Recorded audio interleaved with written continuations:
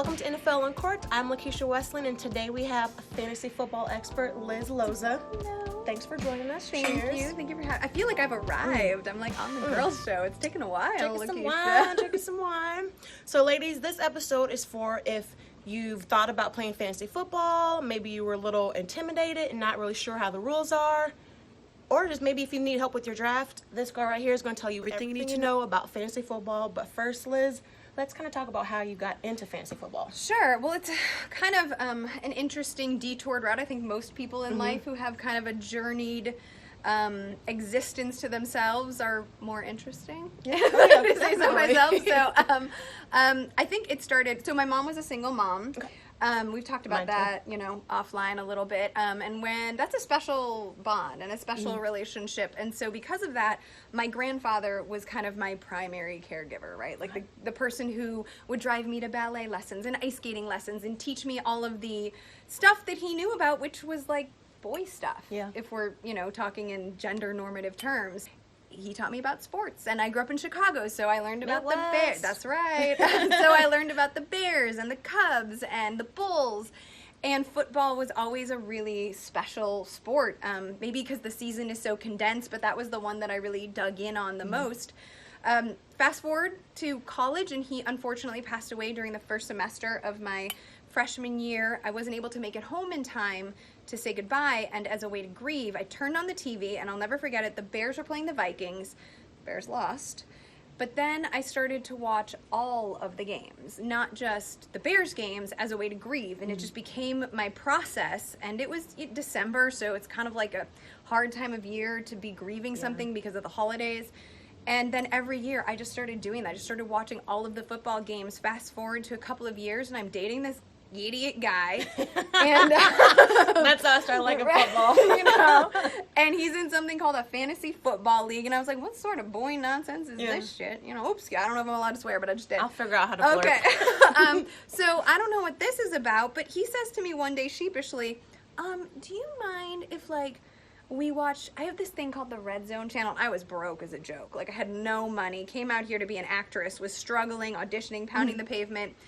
And he said, I have this thing called the Red Zone channel. Do you mind if we watch football all day on Sunday? And I was like, are we ordering Chinese or wings? What do we? Yes, let's totally do that, because it's part of my regular practice, if you will.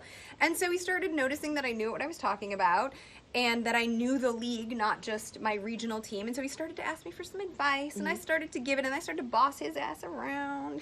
And then he ended up winning. No, we gotta do it. And then he ended up winning the league's Super Bowl that year. Oh, wow. And I thought, well, I don't like to share. Yeah. I want my own team. So there happened to be an opening in the league the next year. I took it, won the Super Bowl. All the boys were like, that's beginner's luck. And I said, oh, yeah. And I won it a second year in a row.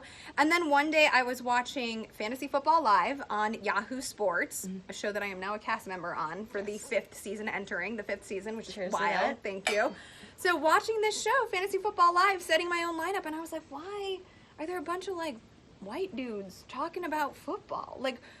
When 46% of the NFL viewing audience is female, I'm crushing it in my league. Let's have some other perspectives, some other voices. And so I said to this then boyfriend, what's the deal? And he was like, I don't know, you start a blog. So I did. So I started a blog called The Fantasy Football Girl. Almost 10 years ago, this month, it'll be 10 years ago that I started thefantasyfootballgirl.com, started a podcast, started a Twitter feed, and just started treating it like a real job.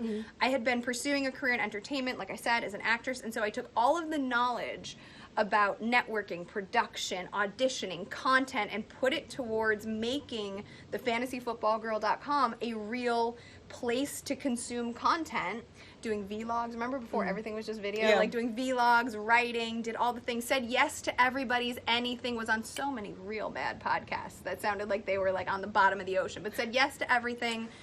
And then all of a sudden, the right person heard me on the right thing, and Scout Fantasy reached out to me and picked me up and gave me a paid gig for an NFL season. And they worked me to the bone, and I don't know how I did it, honestly, because I also had a 13-month-old at the time, and the best surprise of my life, but y'all don't pull a Goldie unless you're sure about it.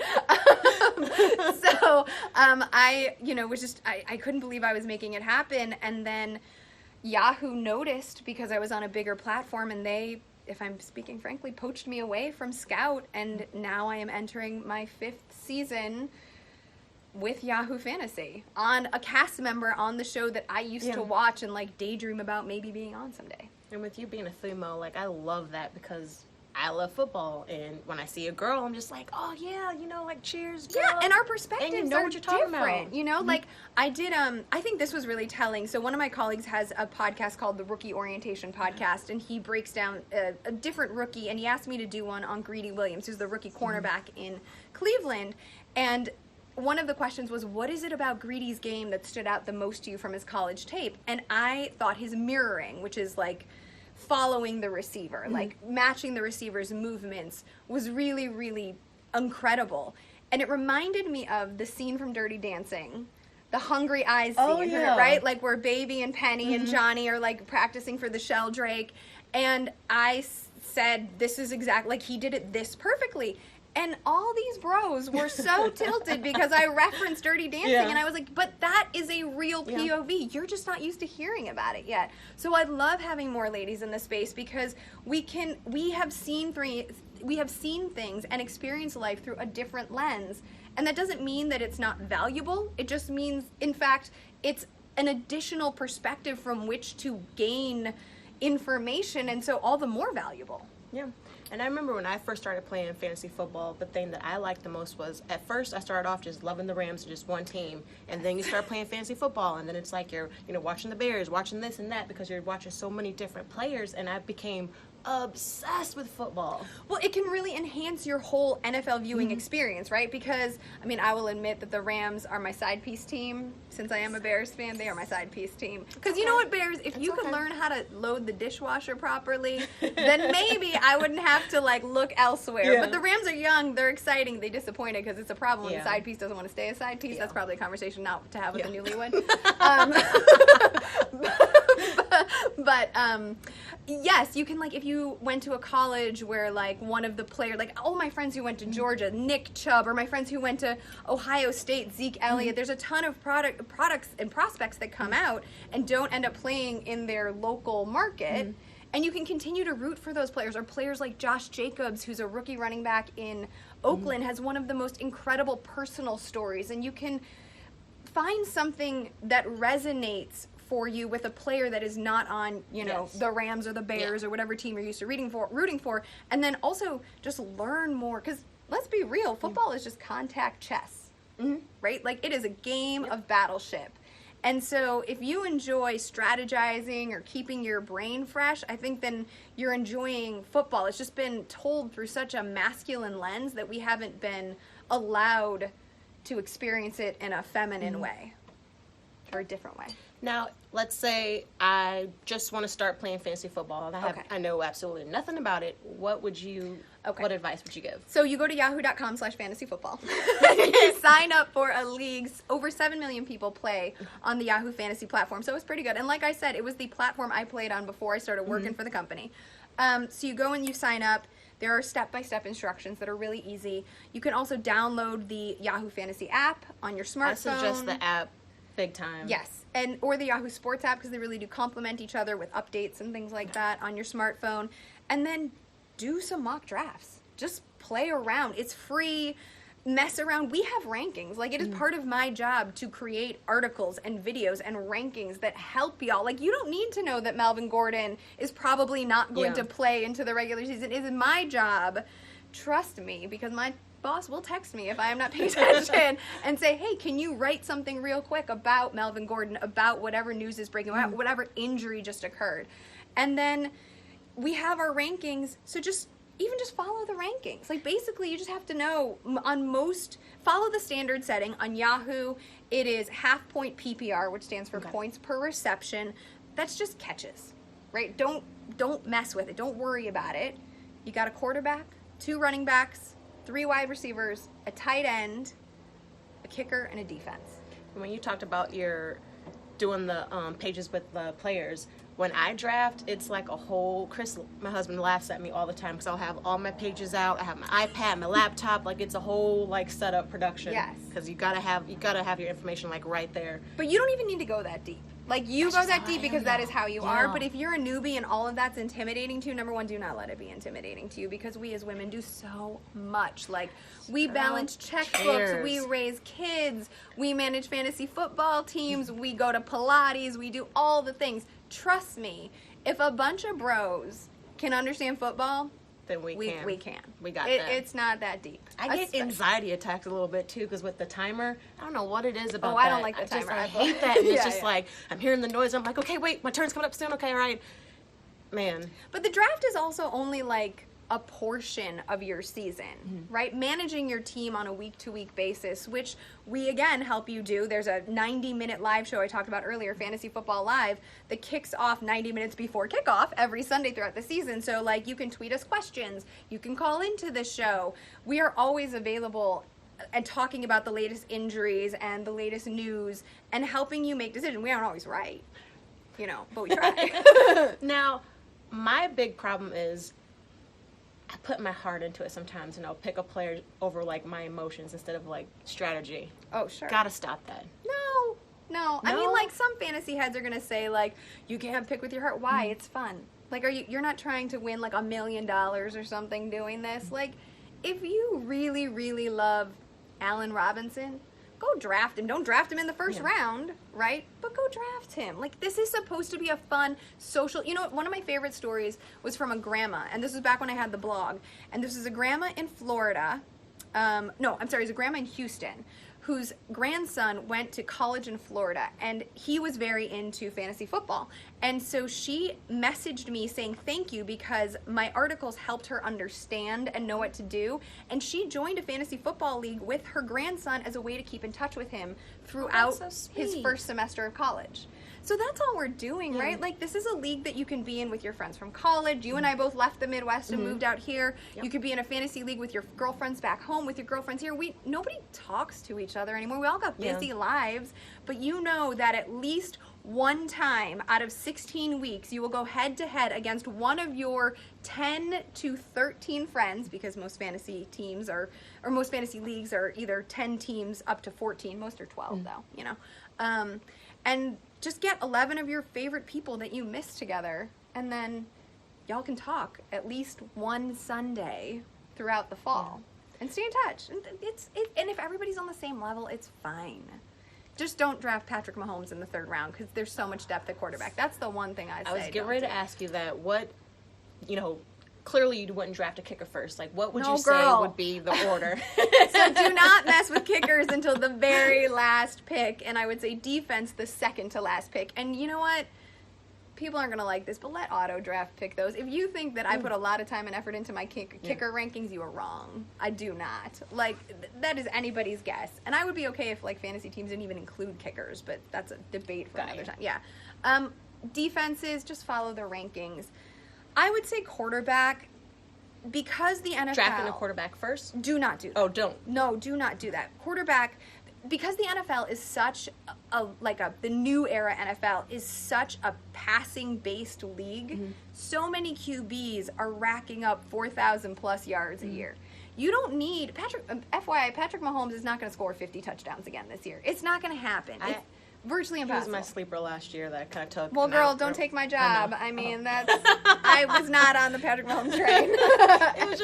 It was because I was from the Midwest and from St. Louis, so Kansas City's super close, so I'm just like, you know what? A little piece of home. But right now, you have to pay in the 3rd round, and there are other positions, running back and wide receiver, where you want to get the elite guys because they start to thin out really quickly, so you don't want to spend a 3rd round pick on a quarterback when you can get someone like Carson Wentz or Cam Newton in the 7th or 8th round. So you want to try to find the value. Again, it's kind of like strategy and chess. I think, first of all, though, you want to get one of these running backs that's a workhorse running back. Like, if you have one of the first 5 picks in your draft, and I'm talking, my number 1 overall pick is ALVIN KAMARA. Yeah.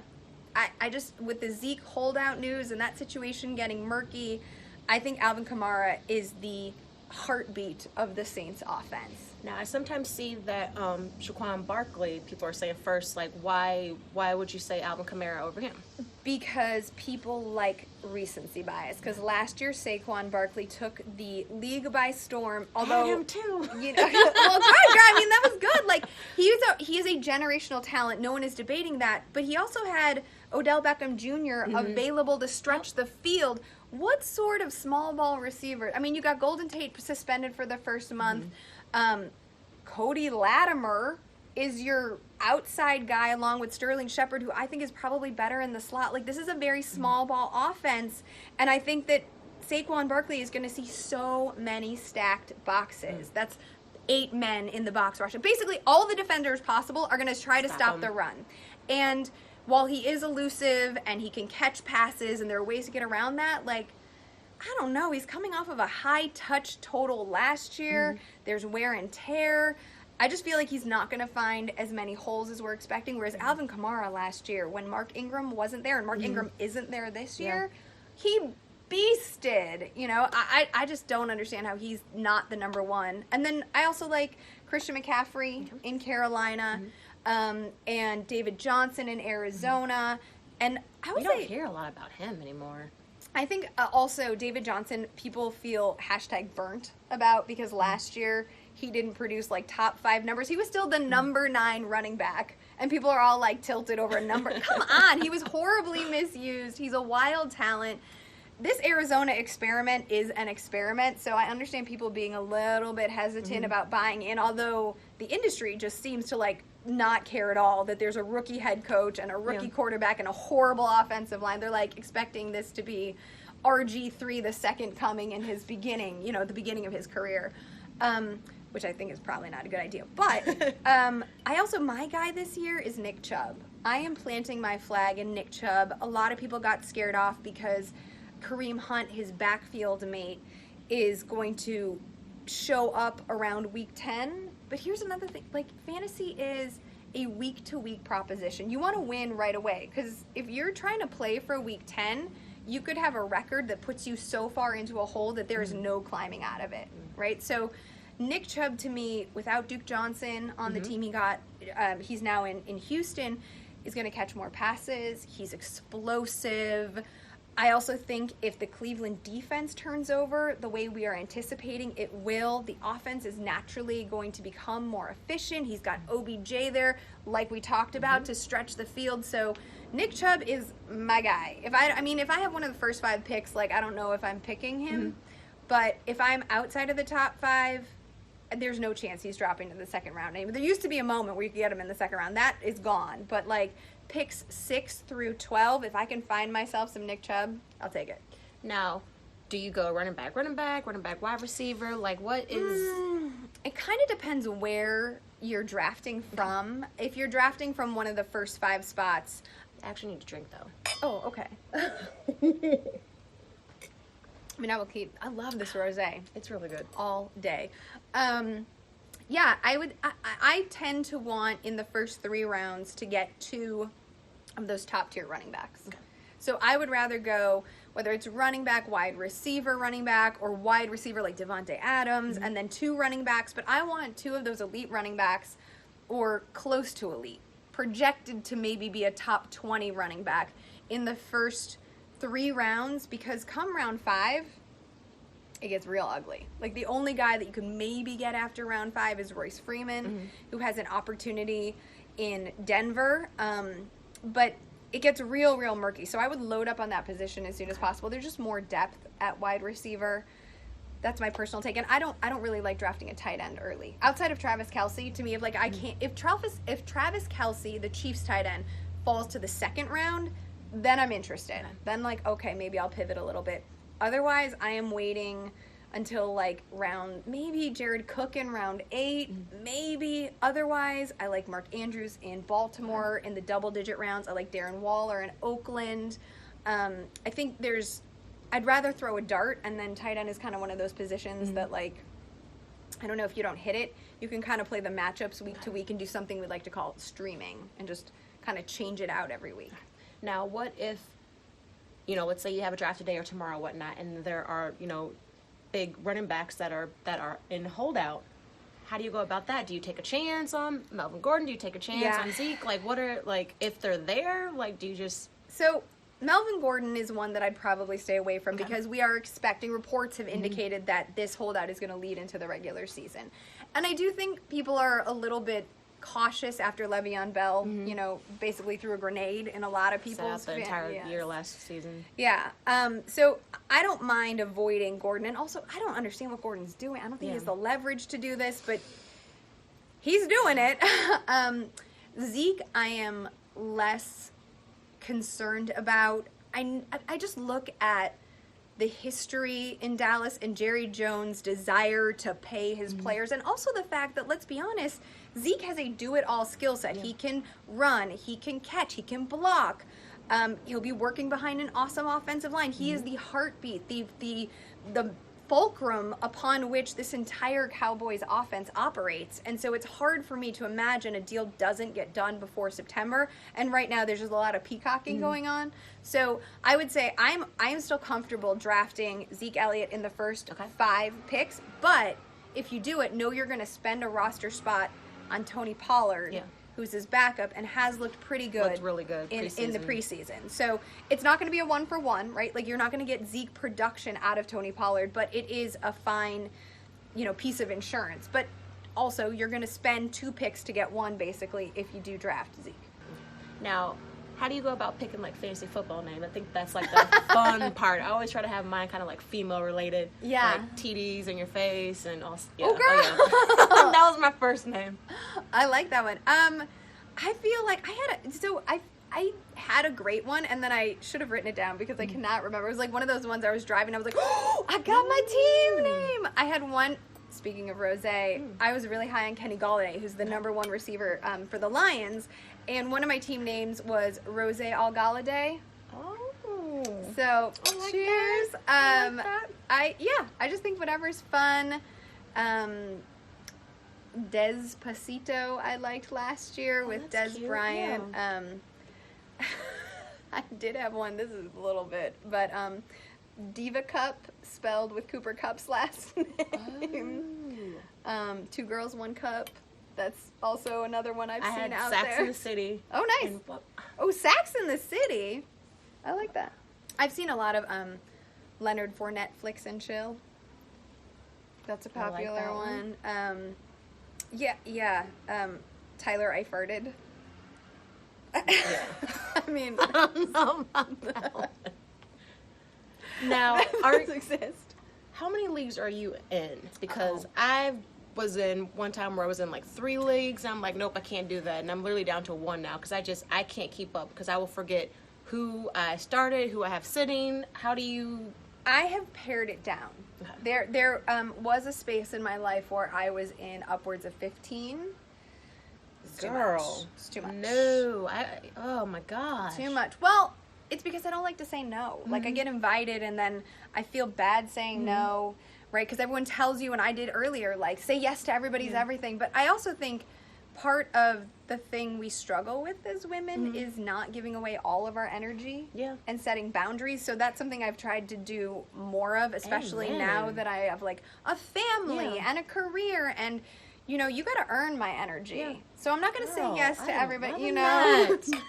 you know, there are plenty of people I like that I don't get to see. Yeah. So, and I want to be able to be present for the people and things that matter most. So I have pared it down. I think I'm only in, like, 6 this year. Which, for me, is pretty good. But I think maybe actually 5, down to 5. But I've said no to a bunch, because, again, it's about enjoyment. Like I do this for a living. So I have to say yes to more leagues, because we've got our, like, work league, and we've got the industry, blah, blah, blah, you know. But, you know, my company would probably tell you to go sign up for 20 damn leagues. Right. Don't do that. Like, it is, if you don't enjoy this, what's the point of doing it? And I would like you to play fantasy football every year. So if that means only being in 2 leagues forever, do it. SAQUON on these nuts. That was my name. And she looked at me goofy when I said 2 girls, 1 cup, and she was like, SAQUON on these nuts. Okay. Okay, there's a little bit of judgment here, Lakeisha. I'm like, I knew it was going to come. I'm like, a little bit of judgment. One more thing, though. Can you list off your top 3 quarterbacks, top 3 running backs, top 3 wide receivers? Sure. Top 3, let's start with running backs.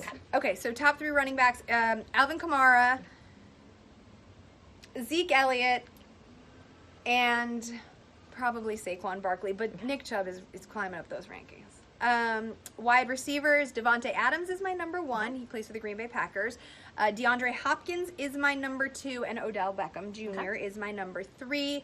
At tight end, Travis KELCE, George Kittle, Zach Ertz, but I will say I don't like drafting Zach Ertz or George Kittle because I expect them to have a reduced role. Their volume was super high last year, so I think their draft price is a little bit high. So I'd, move away from that. Jared Cook, let me just say this. Jared Cook, the tight end, coming off a career year in New Orleans. My buddy Herbie Teope, who used to work with you, right? NFL Network. Yep, he's the New Orleans Saints beat writer. He was texting me at camp the other day, and I was like, you tell me, is this Jared Cook hype real? Because I've been burnt by Cook. And I mean, he was on the Rams, those frying pan hands. Me. Oh, horrible. All of a sudden want to get good when he leaves. Yes. But he is coming off a career year. He's over 30, but he and Drew Brees have that old guy vibe. And Herbie said that he could see him seeing upwards of 80-plus targets. Wow. And he's available in, like, the 8th rounds of drafts. So there's a little insider info. Quarterbacks, Patrick Mahomes is my number 1. That's my number 1, too. He's really expensive, so you're going to pay for that number 1. And then, who do I have number 2? Baker's in the top 6. Because he's, doing his thing. I've been drafting Carson Wentz everywhere. I don't even know who I have ranked at number 2 or 3. Oh, Deshaun Watson. Okay. He's my number 3. Who is my... Oh, it was Andrew Luck, but this ankle injury gives me a little bit of concern. So I've moved Deshaun Watson into the number 2 spot. And the number 3 spot, I don't know. I'm not getting him. He's too expensive. Do you take a chance on Luck? I don't think so because he's still too... Right now, the question to me is do I want Luck in the 5th with the injury concern? Or again, do I mess with Carson Wentz, who's flirted with MVP seasons and now has Deshaun Jackson there, who has Dallas Goedert as another tight end who can really maybe break out. And J.J. Arcega-Whiteside, the contested catch rookie out of Stanford, his weapons, if he stays healthy, are so good, and he's so dang cheap because people are afraid of him falling apart. His O-line's good, too. The whole thing is good in Philly. The whole damn thing is good in Philly. Colleen would like that. Oh, yeah. There you go, Colleen. I think I would rather have Carson Wentz in the 8th round than Andrew Luck in the 5th. Okay. That's right. So what final advice for a girl starting fantasy football, what would you give them? Final thoughts. Follow the rankings, follow the advice, have fun, watch the damn games. Do not be intimidated. Watch the game. It is so fun to go to a sports bar on a Sunday, post up with some bottomless mimosas, some Bloody Marys at a Bloody Mary bar, eat some wings, and watch the damn team. If you have the luxury, if you were in the space of your life. I was just thinking that. I was like, I miss those days. I have to work every Sunday now. But that's because we work, right? I'm at the office all day Sunday trying to write things that will help you. Just sit back, drink all the Bloody Marys, put some shrimp in those Bloody Marys too, maybe a little extra Tabasco. Watch the games and do not be intimidated. Do not be intimidated. Ask questions. If somebody says you're looking stupid, they ain't worth your time. Don't give them your energy. Nope. Start a league with your girlfriends. I will say we should talk about this. Oh, okay. I'm zooming in a little bit. Cute bottle of rosé. Delicious. And you're right. I did plenty of times with my girlfriends get a nice bottle of wine, go to Trader Joe's and get yourself some cheeses, some crackers, and don't mess with that gluten-free nonsense unless you got some real dietary issues. But it's Sunday. It's the Lord's Day. Yes. Take a break from dieting, guzzle the wine, and stay at home. Maybe even rotate with your girlfriends. If you are all in a league here and locally, then rotate Lakeisha hosts on Monday, or, week 1, not on Monday. Lakeisha hosts on week 1, Liz is hosting week 2, Colleen's hosting week 3, and then, you all can entertain, enjoy, put the game on, and just have a good time and talk some smack. Oh, that's a tough one! Well, thank you so much for coming on the show. This is going to be great for everybody. So thank you. I appreciate being here. I'm so excited I finally did